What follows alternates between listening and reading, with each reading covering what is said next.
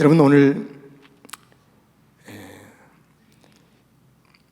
사무엘하 11장을 지난주에 우리가 만나면서 놀라기도 하고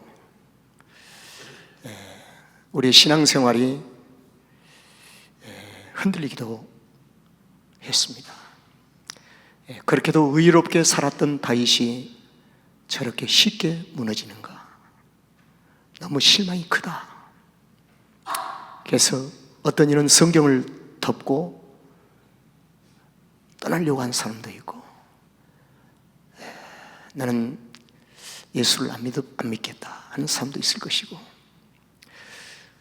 그럼에도 불구하고 다윗이 저렇게 무너짐 속에는 하나님이 무엇을 우리에게 가르치시고자 하는 하나님의 의도와 뜻이 있는지를 면밀히 살펴보면서 한번 성경을 찾기 시작하는 성도도 있을 것입니다.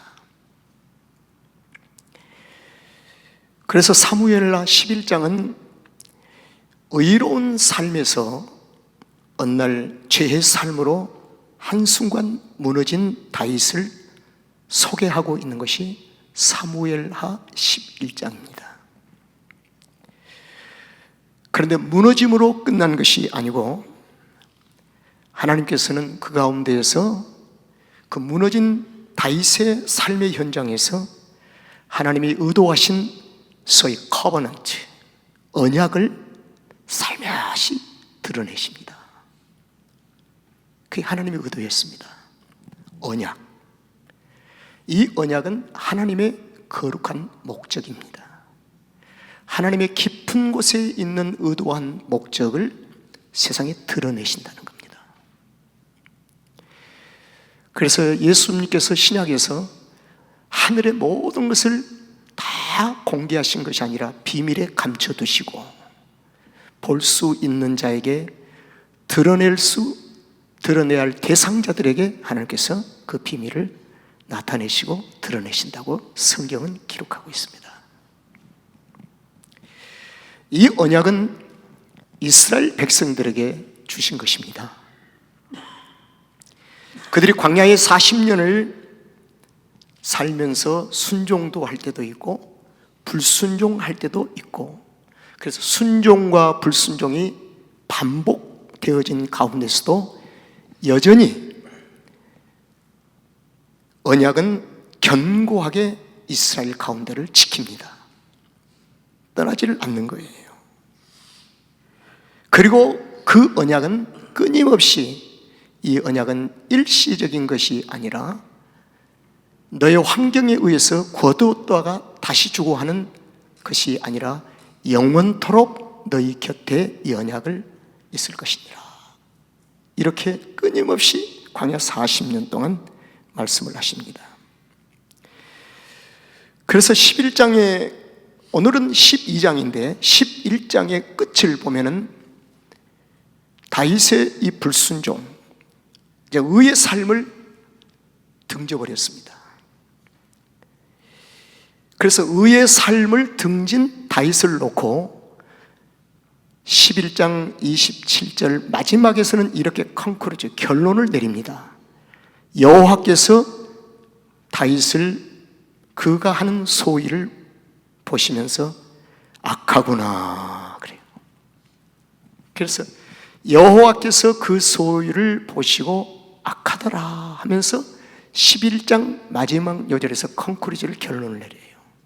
그래서 이 요절의 근거에 의하면 다윗은 죄 가운데 깊이 빠졌다. 의의 삶에서 한순간에 죄 가운데로 빠져버렸다는 겁니다. 여러분, 많은 실망하셨죠? 다윗 참 위대하지 않습니까? 그렇게 믿음 생활을 잘하고 의로운 삶을 살았던 다윗이 한순간에 무너져 버립니다. 제가 이스라엘 백성들에게 주신 이 언약은 광야 40년 동안 순종과 불순종함에도 불구하고 하나님은 그 언약을 결코 언약이 떠나지 않고 언약이 지켰다고 얘기했지요. 다윗도 의롭게 사는 삶도 있었지만 불순종의 삶, 하나님의 의의 삶을 등져버린 다윗에게도, 죄 가운데 있는 다윗에게도 여전히 하나님의 언약이 그 가운데 있었다는 것입니다. 그럼 하나님의 목적은 뭘까요? 그 언약을 드러내신 겁니다. 보여주시려고 하시는 거예요. 그래서 그 11장과 12장의 징검다리를 보면 그 언약이 드러나는데, 그 언약이 무엇이냐면은, 여러분 다윗을 의인으로 생각하지 마세요. 다윗도 죄인입니다. 그게 언약을 드러내신 거예요. 하나님의 언약의 가장 소중한 첫 번째 주제가 뭐냐면, 우리가 죄인이라는 사실을 알게 하시는 데 목적이 있습니다. 여러분, 구원은 어디서부터 시작이 되죠? 내가 죄인이라는 사실을 인정하고 아는 순간부터, 그때부터 구원이 시작됩니다. 죄인이라는 것을 인정할 때 이 죄의 몸에서 누가 나를 구원하랴, 이제 난 죽었구나, 그리할 때 하나님의 은혜로 우리에게 다가오는 것이면 십자가입니다. 그래서 십자가를 붙잡는 자에게 구원을 받게 되는 거예요. 십자가를 붙잡는 순간에 뭘 하죠? 회개하는 것이죠. 회개. 그래서 하나님의 언약 속의 가장 스타트, 출발이 뭐냐면 자신이 죄인이라는 사실을 알게 하는 겁니다. 언약의 기능입니다. 그게. 그 다음에 죄인이라는 사실을 알면 그 다음에 내가 살고 싶습니다. 그때 그러면 십자가 앞에 붙잡아라. 흘리신 보혈의 피를 만일 여일하게 네가 그 죄에서 생명을 얻을 수 있느니라. 그래서 회개를 하게 되는 것입니다. 자, 다윗이 죄인이구나 드러났습니다. 그렇게도 기대했던 다윗, 별 볼 일 없네, 실망이 커, 이렇게 우리는 쉽게 얘기할 수도 있겠지만은, 성경 기록자의 의도는 다윗이 죄인이라는 사실을 드러내는 거예요. 자, 이 다윗의 범죄 사건으로, 추악한 이 범죄 사건으로 그 사건을 그대로 덮어버리신 하나님이 아니시라. 하나님께서 그 사건을 낱낱이 세밀하게 기록하심으로 거기에 죄성에 빠져있는 죄의 몸을 입고 있는 다윗의 철저한 타락을 하나님은 드러내시기 위하여, 그리함으로 모든 사람들 앞에 의인은 없나니 하나도 없느니라, 오직 예수 그리스도 한 분만이 의인이라, 나는 이 주제를 온 그리스도인들에게 가르치기 위하여, 다윗이 우상이 되거나 다윗을 숭배하거나 이것이 아니라 다윗도 여전히 죄인이라는 사실을 알게 하시는데 성경 기록자의 목적이 있다는 놀라운 사실입니다. 그래서 다윗이 오늘 실패한 여정을 하나도 숨기지 아니하고 낱낱이 다 기록하고 있어요. 우리는 이렇게 생각하죠. 하나님은 사랑이시라면 다윗의 그동안 얼마나 고난도 시련도 주님 때문에 그 믿음 지켜보려고요, 이스라엘 지켜보려고 고생 많이 했지 않습니까? 이것 정도는 좀 슬쩍 넘어주고 좀 덮어줄 수는 없는가요? 성경의 목적은 그게 아니잖아요. 하나님의 거룩한 목적은 그게 아니잖아요. 하나님께서는 다윗도 죄인이다, 다윗에게도 여전히 메시아가 필요하다,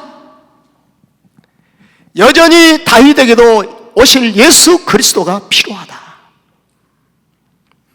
다윗은 스스로 의인을 지킬 수가 없다, 어렵다함을. 다윗은 죄인이다. 이것이 사무엘하 11장과 12장에 걸쳐서 성경에서 기록한 하나님의 목적입니다. 그래서 그 무너짐 가운데에서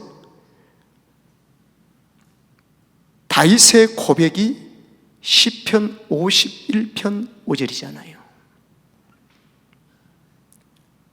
이 고백은 너무 위대한 고백입니다. 부끄러운 고백이 아니라 위대한 고백이에요. 위대한 성도는 누구일까요? 자신의 죄를 철저하게 인정하고 하나님 앞에 내어놓고 회개하는 것이 위대한 성도입니다. 자신을 위장한 것이 위대한 것이 아니라 바리새인처럼 거룩하게 살아보려고 거룩함의 목적지까지 도달하는 것이 위대한 것이 아니라, 성경의 위대함은 자신이 죄인임을 인정하고 그 죄를 주님 앞에 내어놓고 십자가의 보혈의 피를 의지하고 공로를 의지한 그 모습이 위대한 모습이라고 합니다. 그래서 기독교의 역사는 회개로부터 시작이 됩니다. 하나님의 나라는 회개로부터 시작이 되어집니다.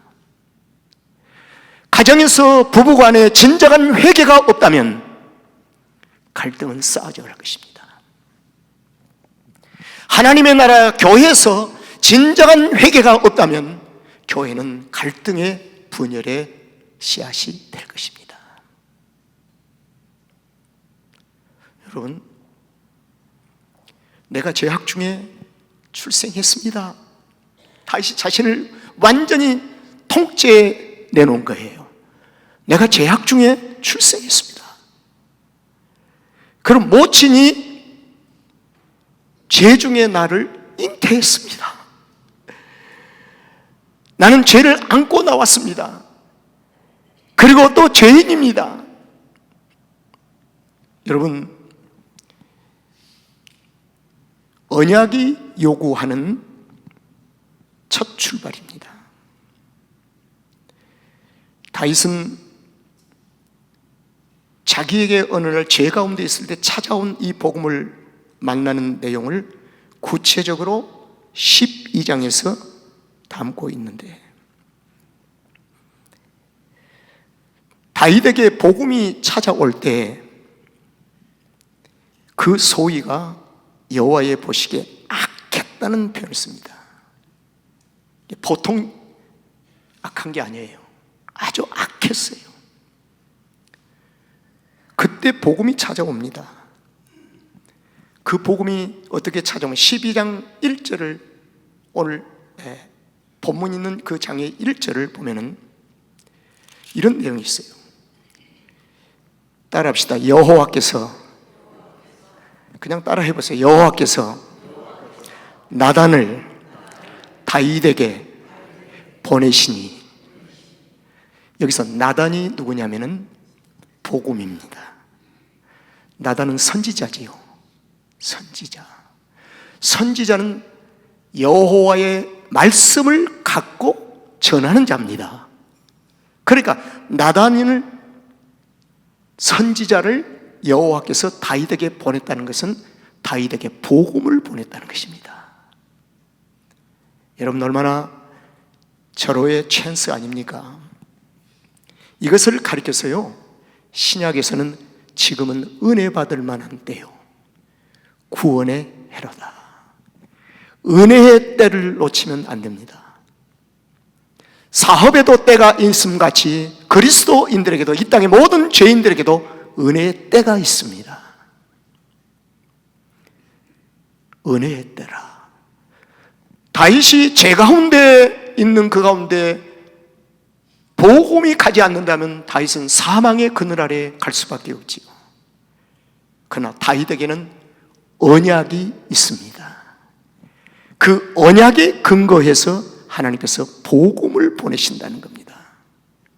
자, 복음을 찾아온 이 복음 앞에 자기는 철저하게 죄인임을 고백하게 되는데, 죄인임을 고백하기 전에 그 복음의 내용이 이런 내용이었습니다. 나단 선지자가 와서 복음을 이제 전하지 않겠습니까? 두 사람이 있었습니다. 잘 들어보세요. 이게 이제 사무엘하 12장의 거의 전장의 내용이에요. 두 사람이 있었는데요, 한 사람은 부자입니다. 그리고 한 사람은 가난한 자였습니다. 그런데 이 부자는 굉장히 양도 많고 그리고 소도 많고 부자였습니다. 그런데 이 가난한 한 사람은 암양 새끼 딱 하나뿐이 없었습니다. 자, 이것이 지금 비유의 말씀인데 여러분들 혹시 머릿속에서 지금 뭔가 알게 되는 순간이잖아요. 무엇을 알게 될까요? 우리아의 다윗의 장군인 우리아는 해쪽 속에 살아 이방으로서 용병으로 들어온 장군인데, 이방인으로서 들어와서 유일하게 밧세바라고 하는 암새끼 양 한 마리를 가지고 가정을 단란하게 꾸미고 살고 있는 것입니다. 가난한 자로 비유를 했습니다. 그리고 다윗은 양도 많고 소도 많고 모든 것을 가진 부한자입니다. 자, 여기에 비유가 있어요. 그래서 나단 선지자가 비유를 가지고 쭉 얘기를 합니다. 그 비유 내용 중에 이런 내용이 있어요. 그 부자 집에 부자에게 어느 날 지나가는 행인 손님이 찾아왔으니, 중동에서는 손님이 오면 반드시 접대를 해야 됩니다. 손님이 찾아왔으니 그 손님에게 양을 잡아서 대접을 해야 되는데, 그 부자가 자기 양과 소는 잡지 아니하고 가난한 자의 암양 새끼 한 마리 있는 그 새끼를 탈취해다가 빼앗아다가 그 양을 잡았습니다. 그리고 손님을 대접했습니다. 그 말을 가만히 듣고 있던 다윗이, 지금 복음을 듣고 있던 다윗이, 그 나쁜 놈이네요. 그 나쁜 자식 말이야. 그 부자가 그 가난한 자를 뺏고 아주 그 나쁜, 죽여야 합니다. 당장 죽여야 합니다. 왕으로서 막 하는 소리예요. 그리고 4배나 갚아야 합니다. 뭐 그냥 난리를 해요. 그럴 때 나단은 바로 그 부자가 당신입니다. 당신입니다.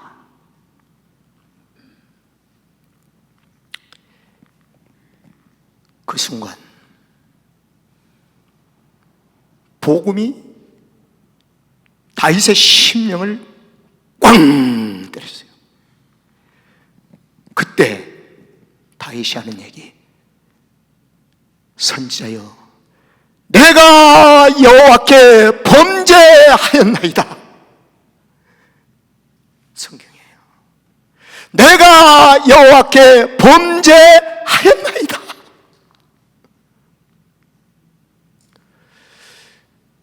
여기에 위대함이 있습니다. 성도의 위대함은 여기에 박수를 보내야 합니다. 내가 여호와께 범죄하였나이다. 1000만 번 내가 죽어야 합니다. 죽어야 합니다. 놀라운 복음은 자신을 볼 수 있는 영안이 열리는 것을 복음의 능력이라고 얘기를 합니다. 복음은 능력인데 그 능력이 내 삶 속에서, 내 자신 속에 숨겨져 있는 모든 것이 낱낱이 보여지는 것을 가리켜서 복음의 능력이, 로고스가 레마로 나의 삶에 적용됐다는 것입니다. 바리새인들은 하나님의 여호와의 말씀을 가지고 이웃에게 자꾸 적용하려다 보니까 그것이 말씀이 아니고 율법이 되어버리고 말았습니다. 율법은 생명이 없는 것입니다. 살릴 수가 없습니다. 권능이 나타나지를 않습니다. 그러나 그리스도인들에게 권능과 능력은 무엇인가? 하나님의 말씀이 내게 적용이 되어질 때 레마로, 능력으로 내 삶 속에 나타나는 것입니다. 여기에 30배, 60배, 100배의 열매를 맺는 놀라운 은혜가 내 삶 속에서 있게 되는 것입니다. 할렐루야, 할렐루야. 오호.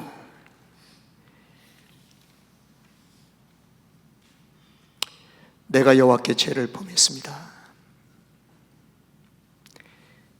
그때 나단 선지자가 이런 얘기를 합니다. 착하다. 아주 중요해요. 쉽게 말하면 착하다, 그래야 돼. 그게 트루 크리스찬이야. 그렇게 하는 것이 정상이야. 그런데요,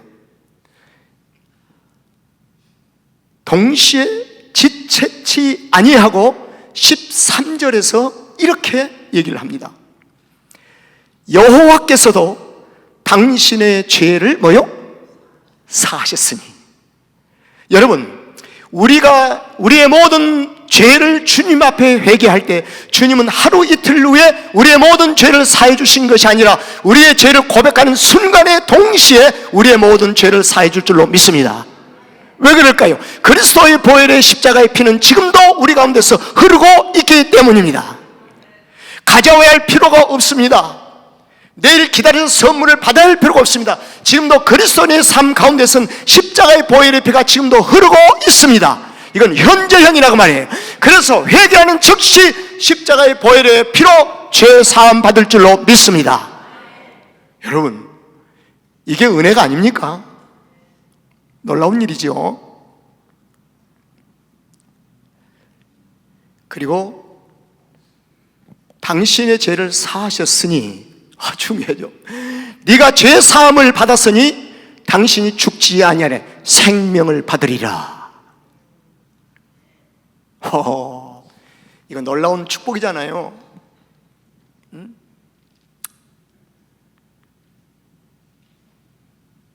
내가 여호와께 죄를 범했습니다.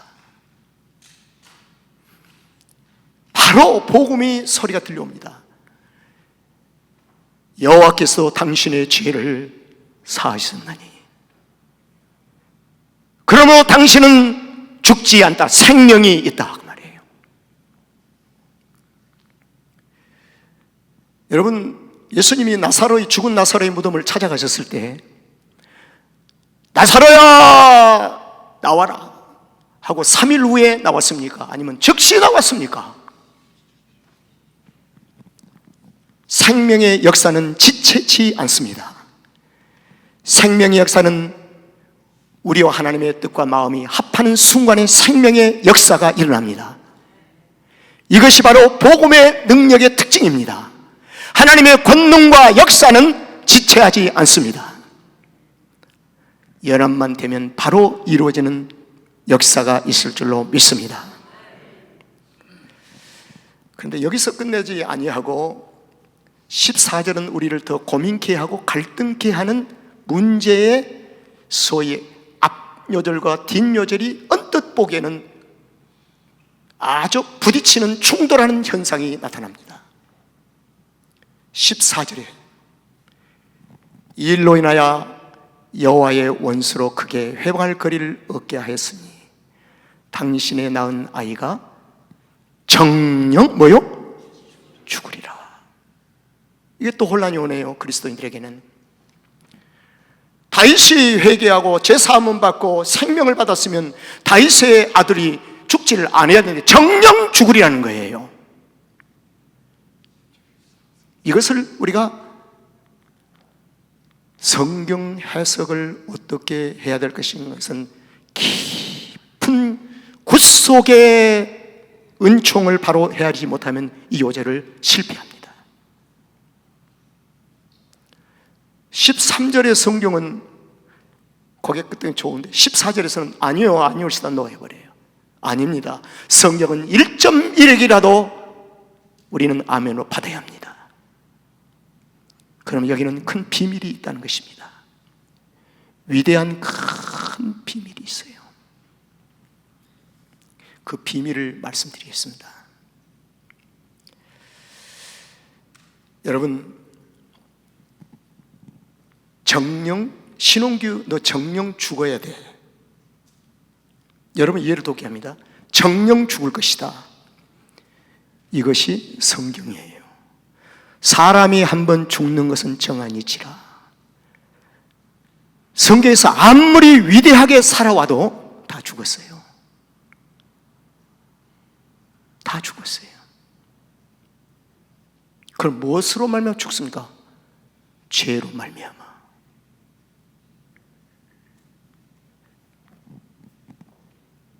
정령 죽으리라고 하는 것이 성경에서는 하나님의 약속으로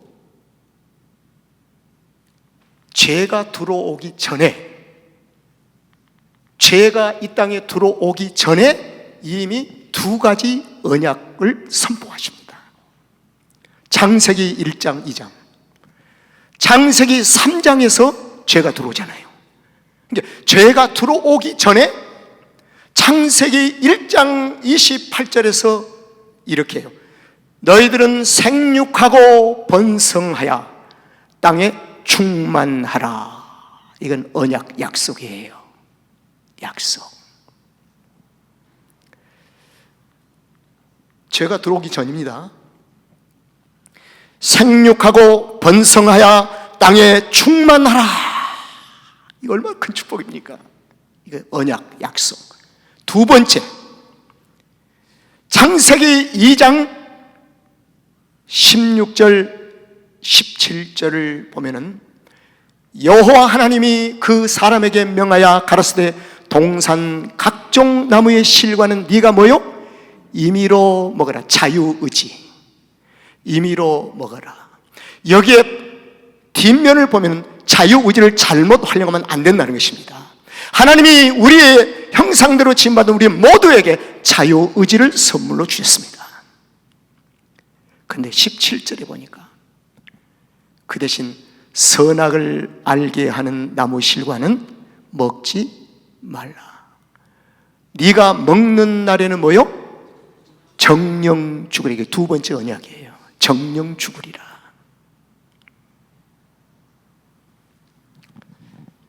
여러분, 자 이제 다시 돌아가서 보면요, 다윗이 회개하고 네가 죽지 않고 생명을 얻으리라. 그런데 네가 낳은 아이는 정령 죽으리라. 그 아이는 단순히 혈통적인데 아이로 얘기한다면 비극적인 사건이요, 생각하기도 끔찍한 사건입니다. 그러나 그 아이는 다윗이 하나님의 의로운 삶을 포기하고 죄 가운데 빠진 죄의 열매입니다. 하나님은 공의로우신 분이기 때문에 죄를 결코 탕감하지 않습니다. 죄를 덮지 않습니다. 반드시 죄에 대한 열매를 하나님이 거두신다. 이 아이는 죄의 열매를 상징합니다. 그러면 정령 죽으라는데 정령 죽지 않고 유일하게 살 수 있는 유일한 길이 하나 있는데 그 길은 무슨 길이냐는지 성경 전체가 우리에게 보여주는 것이 뭡니까? 그분이 오직 예수 그리스도 한 분이시니라. 그리스도 외에는 정령 죽으라는 이 죽음에서 생명을 얻을 수가 없다. 이 말은 다윗이 네가 정령 죽으라는 것은 네 아이의 죽음으로 해서 네 육체는 죽고 네 안에 생명을 내가 주었으니 네는 영원하리라. 이걸 여러분들이 조금 이해하는 데는 굉장히 제가 이해한 것보다 좀 어려울 수도 있습니다.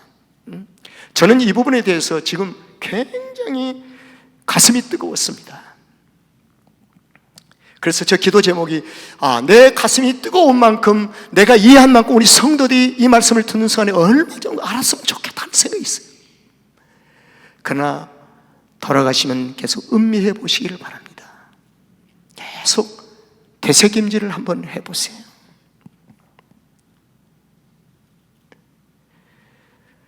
그래서 사무엘하 12장 14절은요, 창세기 2장에서 있는 언약이 성취되는 것이 바로 그겁니다. 선악과를 알게 하는 나무를 먹는 자는 정령 죽으리라.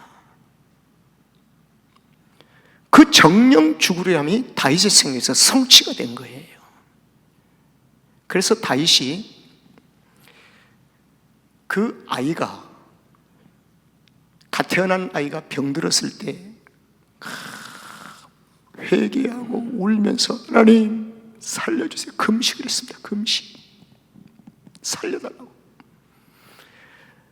그런데 그 아이를 죽었어요. 그때 다윗이 하는 얘기가 있습니다. 이제 내가 금식을 하지 않는다. 다들 초청해서 음식 먹고 지내자. 정령 죽으리라는 그 사망의 그늘 아래서 생명을 받았기 때문에 이제는 더 이상 금식이 필요 없다. 그래서 신약에서 예수님께서 하신 말씀이 금식은 신랑을 빼앗겼으면 금식하라. 신부가 신랑을 빼앗겼으면 금식하라. 그러나 신랑이 있을 때는 금식하는 것이 아니다 그랬습니다. 신랑을 빼앗겼다는 이 말은 뭔가? 의로운 삶을 살지 못하고 방황하고 방탕할 때 돌아오기 위해서 금식하라. 주님을 빼앗겼을 때 금식하라. 그렇게 해서 주님이 가르치고 계시잖아요.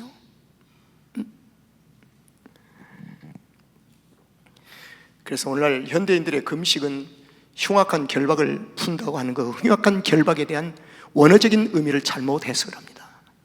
흉악한 결박은 뭔가 죄에 묶여있는 상태를 말합니다.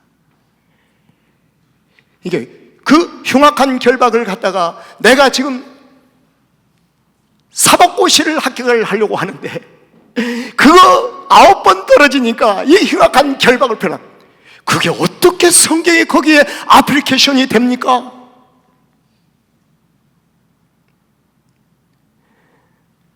오늘날 함량 미달인 그리스도인들의 지식이 신앙생활 전체를 병들게 하고 있습니다.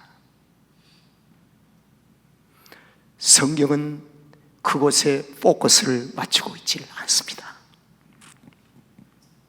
자, 여러분,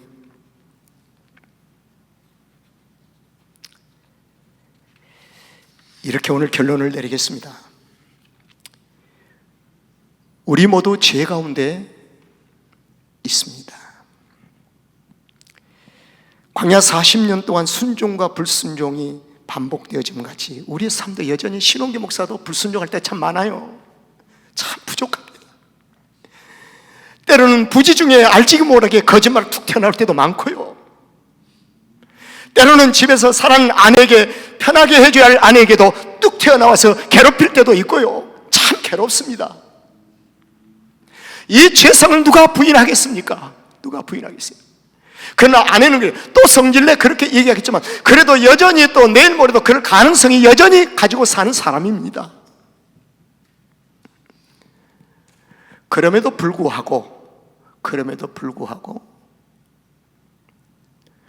하나님께서 나와 함께 하신 언약은 지금도 견고히 내 가운데 있습니다. 나의 부족함과 죄 가운데 있던 나를 언약의 백성이라는 사실을 드러내기 위해서 나의 죄의 문제를 주님이 그대로 받으시고 그 가운데서 언약을 돌출시켜서 보게 하시는 하나님. 여러분, 다윗처럼 의로운 삶에서 죄의 삶으로 옮겨갈 때가 있습니다. 그건 한 가지 꼭 잊지 맙시다. 그때 복음이 찾아온다는 것을 잊지 마세요. 복음은 우리를 1차적으로 하고자 하는 것이 무엇입니까? 죄인의 삶을 낱낱이 보게 하시고 그리고 회개케 하십니다. 그리고 하나님의 최대의 은혜인 구원에 이르게 하십니다.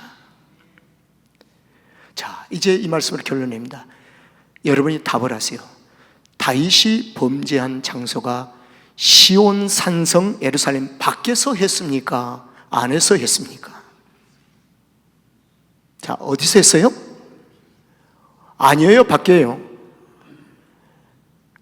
안에서 했습니다라고 여러분들 인정하신 분들은 한번 예라고 해보세요. 그렇습니다. 시온 산성 밖에서 죄를 범한 게 아니에요. 안에서 죄를 범했어요. 또 한 가지 묻습니다.